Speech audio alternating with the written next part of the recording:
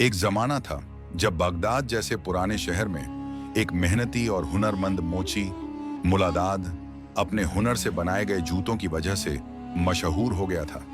लोग दूर दूर से उसके पास आते क्योंकि उसके बनाए जूते खूबसूरत भी होते थे और टिकाऊ भी। मुलादाद बेहद ईमानदार, मेहनती और सरल स्वभाव का इंसान था। उसका काम ही उसकी इबादत था। उसी शहर में रहता था एक धनवान सौदागर रहीम खान, जिसकी एक ही बेटी थी, फातिमा। लोग उसे प्यार से शहजादी कहते थे क्योंकि वह बड़े लाड प्यार में पली थी। फातिमा न सिर्फ हसीन थी बल्कि नेक दिल, सलीकेदार और पाक सोच रखने वाली लड़की थी। वह हर सुबह कुरान की तिलावत करती और अपने पिता से बेहद मोहब्बत करती थी। रहीम खान जब भी किसी सफर पर जाता, फातिमा के लिए कुछ खास जरूर लाता। इस बार वह एक करीबी गांव जा रहा था और सोचने लगा, ऐसा क्या लाऊं जो उसे खुशी दे। उसे याद आया कि फातिमा को नए जूते बहुत पसंद हैं। तुरंत मुलादाद का ख्याल आया, क्यों ना इस बार ऐसा जूता बनवाया जाए जो न किसी ने देखा हो न कभी पहना हो। मुलादाद के सामने सौदागर बैठा और कहने लगा, मैं चाहता हूं कि मेरी बेटी के लिए ऐसा जूता बनाओ जो दुनिया में अनोखा हो। मुलादाद हैरानी में पड़ गया, जनाब, मैं तो हर तरह के जूते बना चुका हूं, लेकिन ऐसा जूता जो किसी ने न देखा हो। सौदागर ने कहा, क्या तुम चांदी का जूता बना सकते हो?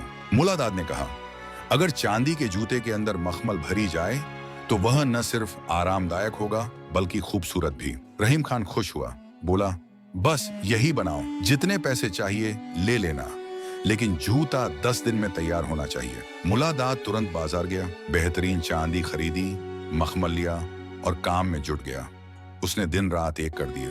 फातिमा अपने पिता को याद करके उदास बैठी थी। उसकी कनीज उसे तसल्ली दे रही थी। आखिरी दिन मुलादाद ने जूता पूरा किया। चांदी से बना, अंदर से मखमली और बाहर से नफीस नक्शो नगार से सजा हुआ। जब सौदागर वापस आया तो जूता देखकर दंग रह गया। उसने तुरंत मुलादाद को उसकी मेहनत का इनाम दिया। रहीम खान फातिमा के पास गया और बोला, देखो बेटी, मैं तुम्हारे लिए दुनिया का सबसे अनोखा तोहफा लाया हूँ। फातिमा ने जूता देखा। उसके चेहरे पर हैरानी और खुशी की एक चमक आ गई। अब्बा जान, ये जूता, ये तो किसी परी की चीज लगती है। अगले दिन फातिमा ने वही मखमली कपड़े पहने और चांदी का जूता भी। वो वाकई किसी शहजादी की तरह लग रही थी। फातिमा चांदी का जूता पहनकर महल में टहलती रही। जब भूख महसूस हुई तो बावर्ची खाने का रुख किया। फातिमा ने अपनी खादिम से पूछा, दस्तरख्वान क्यों नहीं लगा? खादिम ने कहा, एक बूढ़े फकीर की कहानी सुन रही थी, बस देर हो गई। फातिमा ने खादिम से पूछा, क्या वह बूढ़ा भूखा है? खादिम बोली, नहीं बीबी, भूख से नहीं, वह अपनी बेटी के इलाज के लिए आया है। फातिमा बाहर निकली,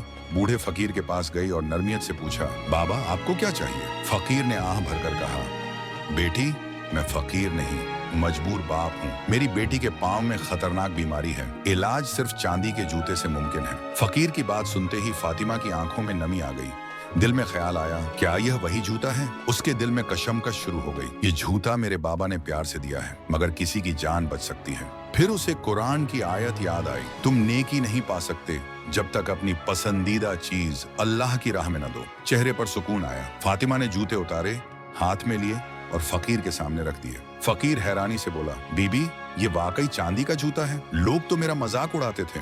फातिमा ने नर्मता से कहा, हाँ बाबा, ये चांदी का जूता है और अब यह आपकी बेटी की अमानत है। फकीर ने शुक्रिया अदा करते हुए हाथ उठा दिया। उसकी आंखों से खुशी के आंसू बहने लगे। फातिमा दिल ही दिल में खुश थी कि उसने सिर्फ जूता नहीं, एक जान बचाई है। खादिम ने रन से कहा, शहजादी, आपने इतना कीमती जूता दे दिया। फातिमा ने मुस्कुराकर कहा, हमें अल्लाह की रजा चाहिए, दुनिया की चीज नहीं। फातिमा ने कहा, जन्नत में हमें इससे बेहतर इनाम मिलेगा जो किसी आंख ने देखा ना होगा, किसी कान ने सुना ना होगा। जब सौदागर को पता चला कि फातिमा ने जूता दे दिया है, वह चुप रहा, लेकिन दिल में गर्व महसूस कर रहा था। अगले दिन वह फिर मुलादाद के पास गया और उसे कहा, बिल्कुल वैसा ही एक और जूता तैयार करो, मेरी बेटी उसकी हकदार है।